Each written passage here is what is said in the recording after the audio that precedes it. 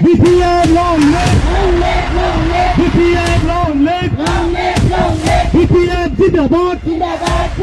BPF Zindabad! BPF Zindabad! BPF Dehasad! BPF Dehasad! बिसोरो गावसोरनो दिनै वुमेन BPF हिसाबै निसिमानि बिसोरो पलिसि लानानै बेखौ लादों बेनिफ्राय जोंखौबो लिंहरबाय दा युथआबो दाखालि बेयावनो लादोंमोन आरो BSUजों युथजों BTC इलेक्शना जिहेतु खाथि जाबाय बेनिखायनो बयबो गावबागाव प्रिपारेसन आरो बे निसिमा समष्टिया देरहाखानाय समष्टि आंनो जेन'बा दा मोनसे आरोबाव जे जों देरहानानै जोंनि गोबां खामानि मावबावनांगौ थानाय ब्रिजफोर एग्रिकालचार दिगाव रड्स दिगाव आरो गोबां दिगाव जे खामानि मावबावनांगौ दङ नै बिनि थाखायनो बे बिटिआर गभर्नमेन्टआव जेसेबां जोङो आसा खालामदोंमोन बेबायदि बिथांमोना मावनो हायाखिसै दा बिनिखायनो BPFआ गभर्नमेन्ट दानानै जाहाथे नेक्स्टआव मोजाङै जोंनि निसिमाखौ लुखांनो हायो बिनिखायनो युथआबो BSUआबो आरो वुमेनाबो आरो जोंनि पेरेन्ट बडियाबो आंखौनो आरोबाव खनसेबाव इलेक्शन गेलेनानै गोजौनिफ्रायबो सेन्ट्रेलनिफ्राय आंखौनो डिक्लेयार होथ'वाखैब्लाबो आंखौनो इंगित हरबाय आरो जोंनाव खुनु माबा मोनसे गावजों गाव पार्टियाव बोराबलायनाय जोंनाव जेबो गैया बयबो ज'यैनो जोङो पलिसि लानानै आवगायफिननो थाखाय देरहानो थाखाय जोङो आवगायबाय आरो आंहाबो मोनसे सिमां दङ जे गोबाव सम आङो एबसुनिफ्राय खामानि मावबोनानै बै समाव गोबां जारिमिन थांबाय गावजों गावनो नांलाय खमलाय साहाजों NDP खोलाजों BLT गेजेराव आङो बै समाव एबसु प्रेसिडेन्ट जानानै खामानि मावबोदों गोबां जेंना जेंसिखौ सुस्रांबोदों जिबनाव भय जादों दा जोंनि लक्ष्यआनो जाहैबाय दा निसिमाया गोबां बेकवार्ड जागामोन दा BTCनि गेजेरजों जोङो नैबे आइफवालि ब्रिजखौ मोन्दों बेनिफ्राय हरै रौमारिजों हाग्रामा ब्रिजखौ जोङो मोनबाय आरो बेबायदि गोबां खामानि मावबावनांगौ गोबां दिगाव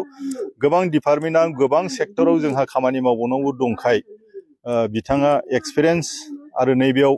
गभर्नमेन्ट गैयाब्लाबो दिनै गाबथाबाय गुबुन पार्टियाव थाङाखिसै बेखौ जोंनि पाब्लिकफ्रा बयबो मोजां मोनदों आरो थाङै नै BTCनि इलेक्शना दरजा सौबाय फैसिगोनानो चिफ मिनिस्टार मानगोनां चिफ मिनिस्टार बुंनाय बादिब्लाथ' दुर्गा फुजानि सिगां सेप्तेम्बर बिदि जुदि जायोब्ला 15 आगस्टनि उनावनो कड अफ कन्डाक्ट नांगोन आरोखि आरो आसा खालामदों आरो आङो रायजो राजाफोरखौ जोंनि निसिमानि रायजो राजाफोरखौ खावलायदों आरो आङो खोनादों जे गोबां सोनाबजों सानजाजों जेरैबो गासैबो माने BPFनि मोनसे ढौआ फैबाय जोंबो हाबजेनबाय निसिमायाव खामानि मावजेनबाय चिरां डिस्ट्रिक्टआवबो जोंहा मोजां आंनो आफादगिरिखा जोङो चिरां डिस्ट्रिक्टआवबो 7थायाव जेसेबां हायो एसेबां थांनाय बारावथ' जोङो मोनबा लाबोनो हादोंमोन दा बिदिनो मोनबाखौ इनटेक्ट नङाब्ला बिनि बारा जोङो लाबोनो थाखाय जोङो सेस्था खालामदों बेबायदिखौ नायोब्ला केलकुलेसनखौ नायोब्ला गासै माबाफोरखौ नायोब्ला पाब्लिकनि जिनाखि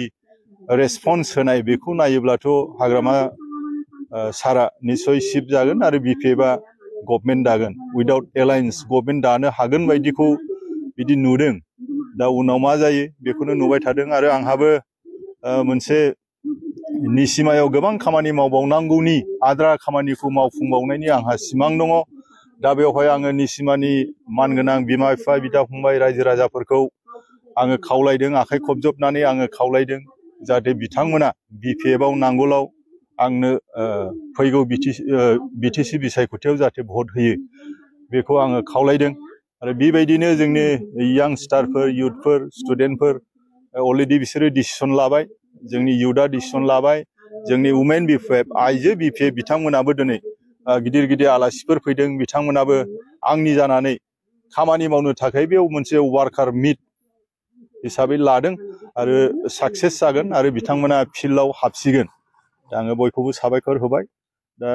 बेखिनिखौनो बुंनानै आङो फोजोबबाय।